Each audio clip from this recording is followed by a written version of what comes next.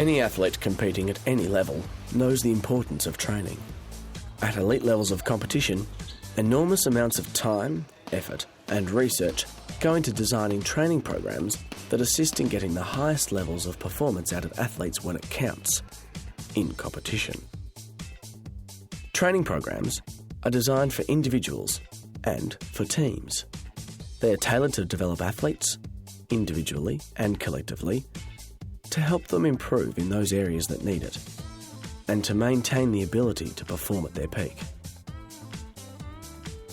This program is about training programs. We'll use two different sports as case studies, basketball and swimming, to examine various aspects of developing a training program.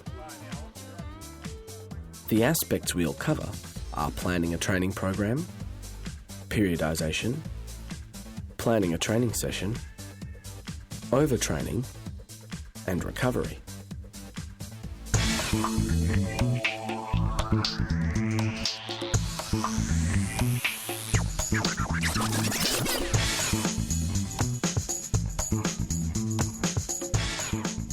A number of factors come in for consideration when planning a training program for any athlete in any sport.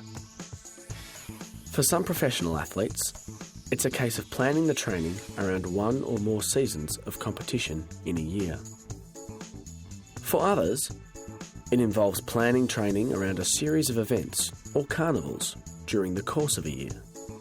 In either case, some of the basic considerations in planning for the different phases include the needs of an individual in terms of fitness and skill level, and in team sports, the needs of a playing group. Coaches must make careful assessments about the needs of their athletes, help them set short, medium, and long-term goals, and individualise training programs to help achieve them. Some athletes individually will cope with different sorts of training. And again, that's really the art of coaching and recognising the differences in those individuals and then planning for that in all sorts of aspects. For example, flexibility ranges has to come into their ability to work, their ability to sustain long periods of work and intensity. So you have to then work back and look at that individual athlete and come back to the long-term plan all the time. The various principles of training, including frequency, duration, intensity, specificity, and progressive overload, will be applied differently to different individuals' training programs. Yeah, individualisation in our programs is absolutely paramount for the fact that we have athletes that have either returned from college overseas and that interrupts their preparation in their pre-season. We have athletes that have boomers or national commitments, and then we have athletes who compete in what's called an ABA or a SEABL competition, which is an off-season tournament. The loading, the frequency and the intensity of an athlete who's competing in a pre-season tournament is a lot less than what it might be for an athlete who has had the entire off-season off their feet, so to speak. The training requirements for an experienced elite level athlete are likely to be quite different from an athlete just starting out on their career. In a number of sports, such as swimming, it is also important to consider the range of events in which the athlete will compete. In short distance swims, like races over 50 or 100 metres, a higher proportion of the energy used comes from the ATP, PC and lactic acid energy systems. But attention to aerobic fitness is also important.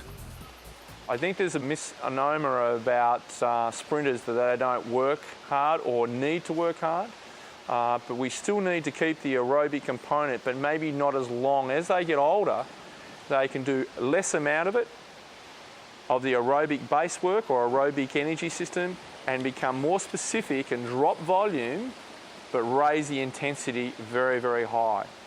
With distance girls, the exception, I suppose, with the progression is probably the girls around either 14 to 15, and again on their maturity and their ability to handle work, would be that they may have to step up to do anywhere between 9 and 10 sessions a week, especially if they're heading in a pure distance events program. and that's a 400 IM, 800 free, 1500 free. They must start doing that work at that point, or even a little earlier, but really stepping up bigger duration, more time in the pool, and getting in the volume. In planning a training program, it is critical for a coach to know as much as possible about the capabilities and physical capacity of his or her athletes. For this reason, regular assessments of fitness levels are made to help design specific components of a training program and to monitor the program's success as it is undertaken. Technology makes it possible for large quantities of data about individuals to be accurately recorded. Basketball is one sport that has benefited enormously from technological advancements. We have GPS systems, so we measure how the athletes perform in a training situation and also a game situation. We work off heart rates as well. So we look at the distance that they cover, but also the intensity and the intervals at which they work. And we also look at what level of their heart rates are at during those work-rest ratios. So we're able to simulate that work into our practice. The planning of a training program must account for a range of factors, such as playing seasons and scheduling of events. Training programs are individualised to enable athletes to achieve skill and fitness goals. Principles of training are applied to cater for individual differences. For teams, programs must also take into account collective training needs. Athletes are assessed and monitored to identify areas to work on during training and to check progress.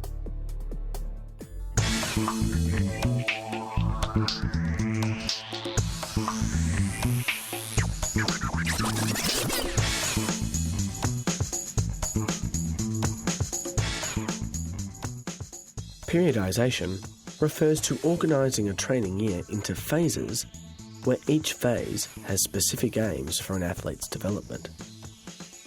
In sports such as basketball, it is also important for minimising injury risks.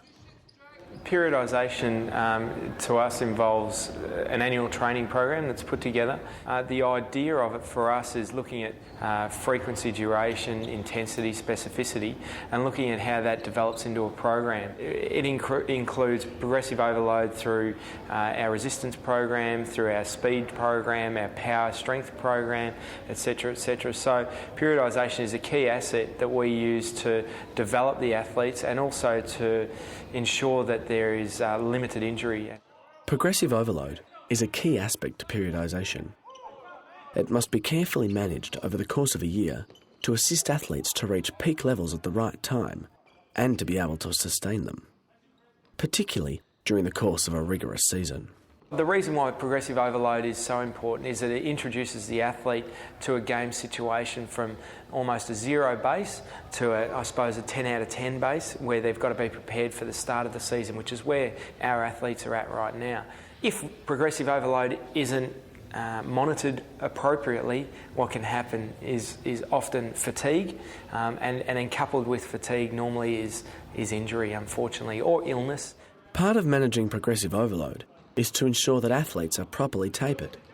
Tapering is a definition that we use in order to rest, or not rest, but actively rest the athletes so that they still remain switched on and focused and tuned into their own physical awareness, and also their proprioception and the opposition and the game strategies, but also an opportunity for the athletes to decrease the loading of their program.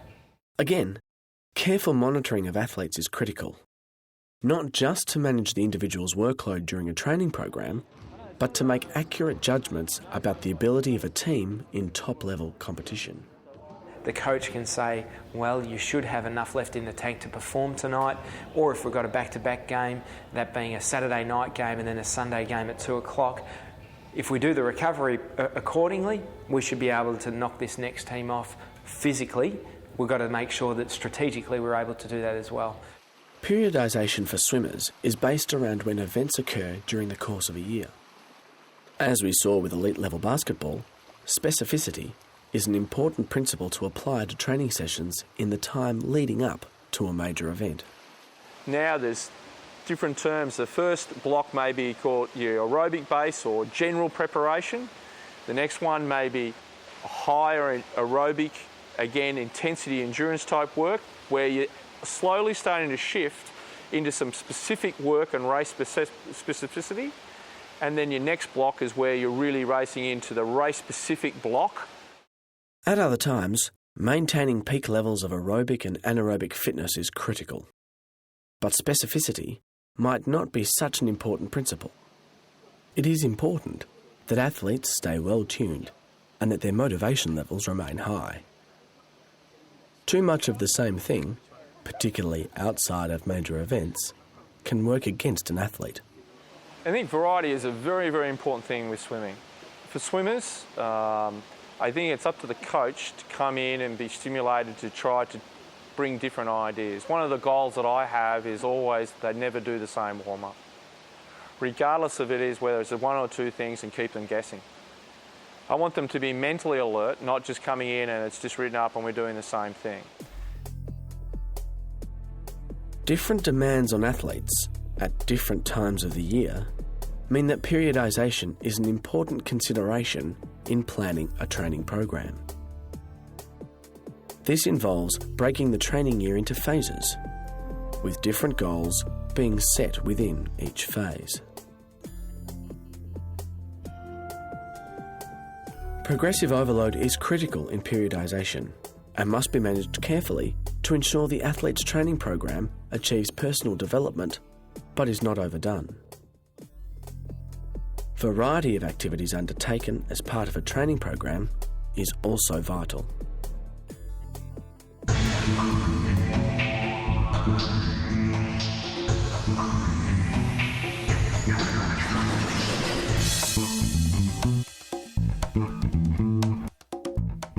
Let's now look at our two case studies in more detail. Exactly what might typically be involved for elite level athletes in any given training session? Firstly, swimming. We spoke earlier of the range of events in which an individual might compete. A training session for a short distance sprint swimmer will be different for a distance swimmer. A 50 or 100 metre person, we might just warm up with 300 metres with fists closed and a bit of sculling exercise. 3 100s where we might go 1 and 3 a medley and 2 might be just pull and kick. So we just generally are warming up the body. And then we might just go some drill work where I'm getting to do just some skills and drills, and then we might go some 50s where they're descending the 50s and getting them to count their strokes. Then we'll shift into activate some fast twitch fibres by going into some very short sprints, 10, 15 or 20 metre sprints with a lot of long rest. So we might go 10 metres explode, the rest of the swim easy drill work. After that, we'll just swim off again, do some easy swimming, getting them ready. So that way we're recruiting the fast twitch fibres. I'm giving them adequate rest. It's very, very specific because it's speed or front end speed work we're doing. And then we're swimming off. From that, you can do one of those sets kick or one pull and one swim, or one with the fins on where it's over speed work. To the opposite end of the scale for a distance swimmer, where we're trying to be probably going some quality but still trying to get in the distance where you might go anywhere 7 to 8 kilometres. You might be going a set where you just generally warm up again, but the warm up will be probably longer, where it'll be around 1,600 to 2,000 metres of general work. Again, it'll be pull and kick in there and swim and drill work. And then we might start off with a pull set where we might go 6 100s on moderate rest but descending, 1 to 3. So I'm getting the heart rate ready and prepared and elevated. And then we'll swim off that and do a bit of drill work. And then we're going to go something where for a distance 1,500 metre swimmer, we might go 30 100s, holding the fastest average on 130 or 140. So the work ratio is around 1 to a half. So they may be getting around 30 seconds rest, but they have to hold their 1,500 pace time. During the basketball season, Close attention is paid to individual development, but high emphasis is also placed on team development. Individuals must be able to reach and sustain peak performance levels during the season, and the team must be able to collectively perform at its peak when it's needed. We look at putting a 4-hour block together. That normally starts, and you'll find with most teams there's a 1-hour conditioning or strength and conditioning program in the morning. Then there'll be an hour of shoot around, which involves spot shooting, so the players learn how to shoot from different positions and practice some game-specific shooting.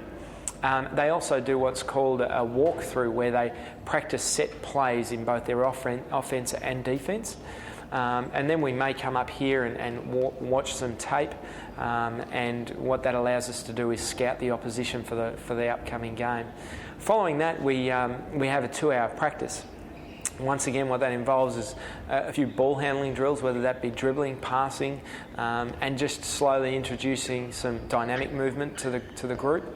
And then following that, we move into some 2-on-2, or what we call sort of street ball, where they might find themselves in an isolated play against an opposition player, which does happen in a quick transition, for instance, or may just happen on one side of the floor and allows the athlete to really get some confidence in their own personal ability and not have to rely on their teammates.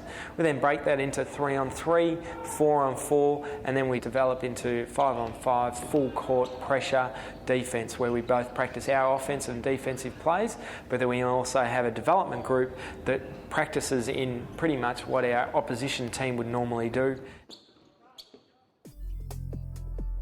It's not only longer-term training programs that need careful planning. Training sessions must also be designed to ensure that the objectives set for the different phases of the year are met. For swimmers, training sessions differ according to distances swum in competition. For basketballers, during the season, it is important both for individuals to train for peak performance and also the team as a collective unit.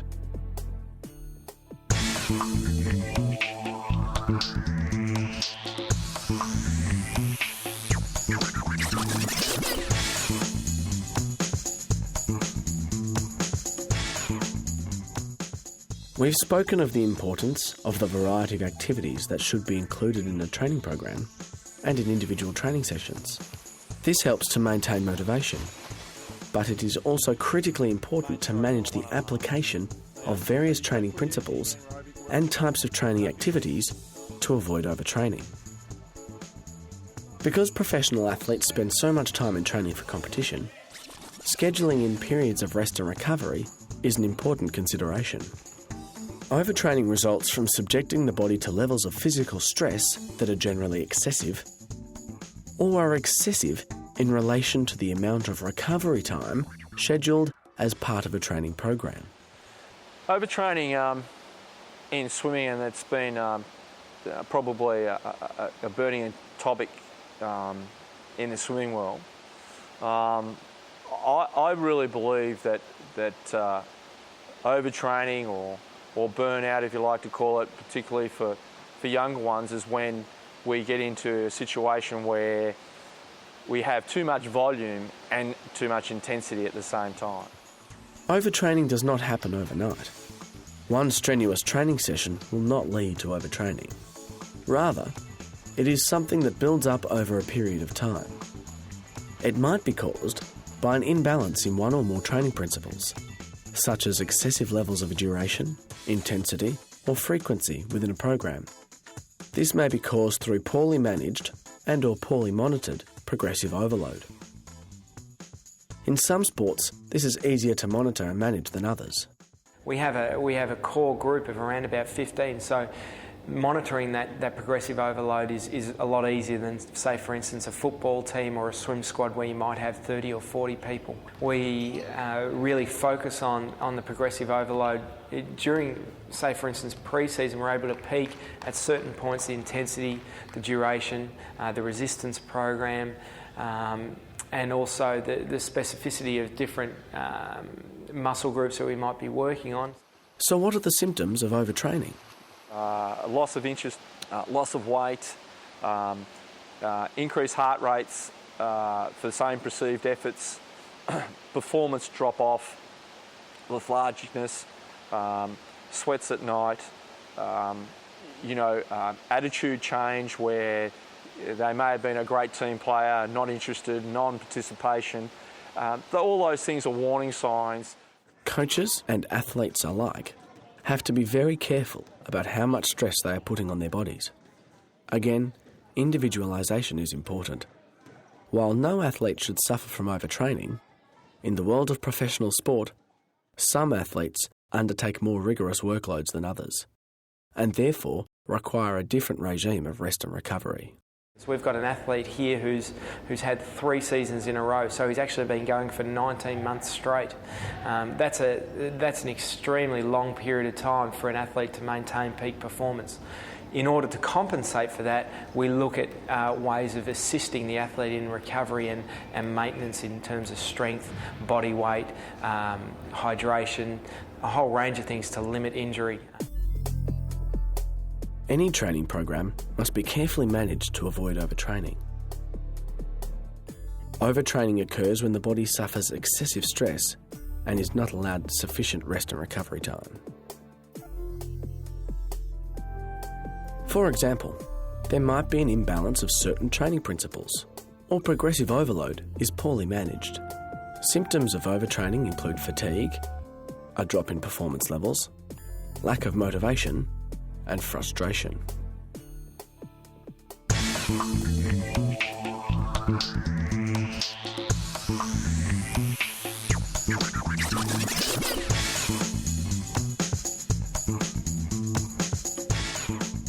Participation in recovery sessions is just as important as participation in training sessions and competitions. It is vital that muscles and body systems are given the time and environment to recover from the impact of physical activity. Recovery assists the body in repairing and rebuilding in readiness for the next training session or competition. Recovery also helps the body more efficiently rid itself of waste products that are built up during exercise. Rehydration and replenishment of electrolytes are important components of recovery sessions. One of the key reasons for incorporating carefully planned recovery sessions into an athlete's program is to help reduce the risk of injury. Certain recovery strategies are useful for any sort of physical exertion, but at the professional level of sport, recovery sessions must also be sport-specific. Recovery sessions are designed to work on the muscles and energy systems that have been used during the training or competition session. The length, volume, and type of recovery are also individualised in some cases. Different athletes have different needs. Recovery is a key aspect. Our team, we have 5 goals over 30 and we have 1 over 40. So recovery and maintenance for this playing group is particularly important. Recovery sessions occur immediately after training and competition. They are also undertaken after a period of time has elapsed, particularly after competing. We use a range of different techniques. We use everything from active stretching, yoga, meditation, myotherapy, which is sort of a mix between physio and massage, and they're able to also do acupuncture. We have physiotherapists. We also have a doctor, a team doctor, and we have a range of masseurs that we use as well. And it's not all about participating in specific recovery sessions, although that is a major part of any athlete's regime. Adequate recovery is also about how much physical rest and sleep an athlete gets. Recovery, I think, is something that it cannot be emphasised enough. We can train hard and hard and hard, but it's the smart athlete who looks after themselves, and I talk about the total athlete package to my athletes. It's not just about training hard, it's been the total athlete package, getting the adequate sleep, the right sleep and the right sleeping pattern. As well as hydrating and replacing electrolytes, taking in certain nutrients can also aid an athlete's recovery. Within the first 15 to 20 minutes after any training session is the most crucial.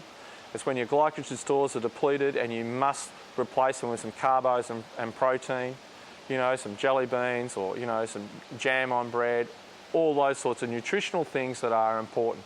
Sustagen is another great thing with water immediately into the system, because if they don't and they're 30 or 40 minutes away, their glycogen stores are continually dropping and they won't be able to top it up for the next day. Recovery is important to rest and repair muscles. It helps the body expel accumulated waste products more efficiently. It provides an opportunity to rehydrate and replenish electrolytes lost during exercise. Recovery also helps reduce injury risk. Recovery must be sport-specific and work on the muscles and energy systems used during activity. Recovery strategies should also be individualised according to an athlete's workload and age. Taking in certain nutrients can assist in recovery.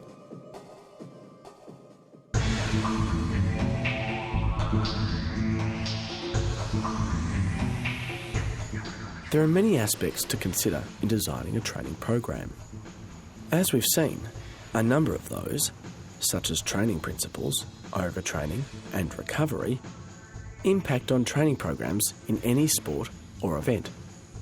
But it is also important that training and recovery strategies are tailored to specific sports and events and individualised to suit each athlete. Along with careful planning of training programs and sessions goes close monitoring of various aspects of an athlete's performance, which today's technology has made more possible than ever. Such monitoring of an athlete's performance is critical to the achievement of a range of goals set for their particular performance levels and for maintaining performance at peak levels.